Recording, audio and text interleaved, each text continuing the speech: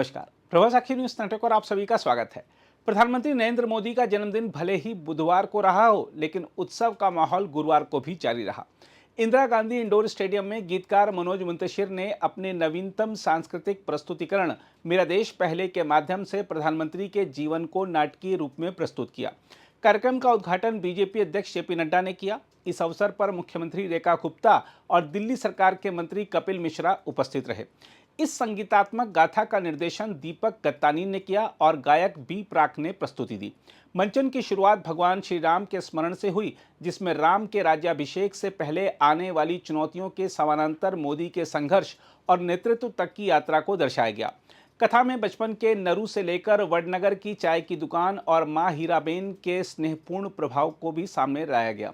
इसके बाद हिमालय की साधना, आपातकाल के दौर में भूमिगत संघर्ष, राष्ट्रीय स्वयंसेवक संघ की सक्रियता, गुजरात की राजनीति से लेकर 2014 में प्रधानमंत्री पद तक की यात्रा को बखूबी दिखाया गया। प्रस्तुति ने अनुच्छेद 370 हटाने, 3 तलाक कानून, अयोध्या में राम मंदिर निर्माण जैसे ऐतिहासिक निर्णयों को भी स्वतंत्रता के बाद के अधूरे वादों की पूर्ति के रूप में रेखांकित किया।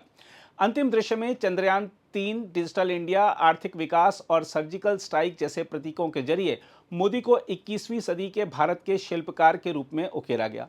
इस दौरान पूरा माहौल किसी राजनीतिक सभा से अधिक एक भव्य सांस्कृतिक उत्सव या रॉक कॉन्सर्ट जैसा लगा, जो ब्रांड मोदी की सुदृढ़ और भावनात्मक छवि को सामने लाता है।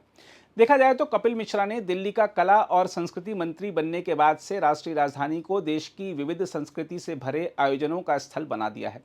इसी क्रम में मेरा देश पहले नामक इस भव्य कार्यक्रम के जरिए उन्होंने प्रधानमंत्री नरेंद्र मोदी के जीवन से जुड़ी विशेष झलकियों को राष्ट्र के सामने प्रस्तुत करवाया। यह केवल एक सांस्कृतिक संध्या नहीं थी, बल्कि भारतीय राजनीति के सबसे प्रभावशाली नेता की गाथा को कला, संगीत और भावनाओं के माध्यम से समझने का प्रयास था।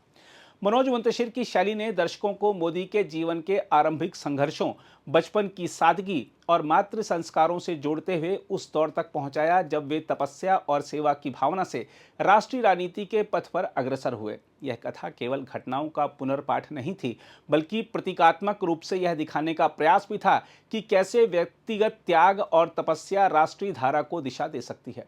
अनुच्छेद 370 की समाप्ति, 3 तलाक कानून और अयोध्या में राम मंदिर जैसे प्रसंगों का मंचन यह संदेश देता है कि मोदी के कार्यकाल के निर्णय केवल राजनीतिक सुधार नहीं, बल्कि भारतीय समाज की ऐतिहासिक आकांक्षाओं की पूर्ति हैं।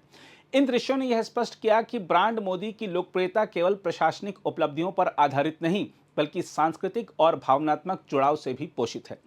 विशेष उल्लेखनीय यह रहा कि अंतिम दृश्यों में भारत को भविष्य की महाशक्ति के रूप में प्रस्तुत किया गया। चंद्रयान 3 की सफलता, डिजिटल लेन देन की क्रांति और सर्जिकल स्ट्राइक की दृढ़ता को जोड़कर यह छवि गढ़ी गई कि मोदी केवल वर्तमान के नेता नहीं, बल्कि 21वीं सदी के भारत के शिल्पकार भी हैं। इस संदेश ने दर्शकों के मन में यह विश्वास जगाया कि भारत अब वैश्विक मंच पर आत्मविश्वास और गौरव के साथ खड़ा है। राजनीतिक दृष्टि से देखें तो यह कार्यक्रम मोदी की छवि को एक ऐसे लोकनायक के रूप में पुष्ट करता है जिसकी कहानी व्यक्तिगत संघर्ष और राष्ट्रीय उत्थान की एक साथ व्याख्या करती है।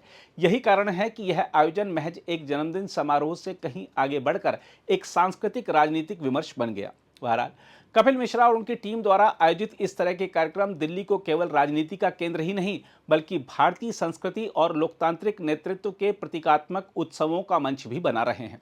जब एक नेता का जीवन कला और संस्कृति के माध्यम से राष्ट्र के सामने आता है, तो वह केवल स्मरण नहीं, बल्कि प्रेरणा बन जाता है। मेरा देश पहले इसी प्रेरणा का प्रतीक था, जो यह संदेश देता है कि भारत का भविष्य केवल नीतियों में नहीं, बल्कि उन मूल्यों और आदर्शों में है जिन्हें उसके नेता जीते और जगा कर दिखाते हैं। अगर आप भी लेना चाहते हैं देश दुनिया की तमाम जानकारी, तो आज ही सब्सक्राइब करें हमारे चैनल को। साथ ही नीचे दिए बेल आइकन को जरूर दबाएं ताकि हर अपडेट आप तक पहुंच सके।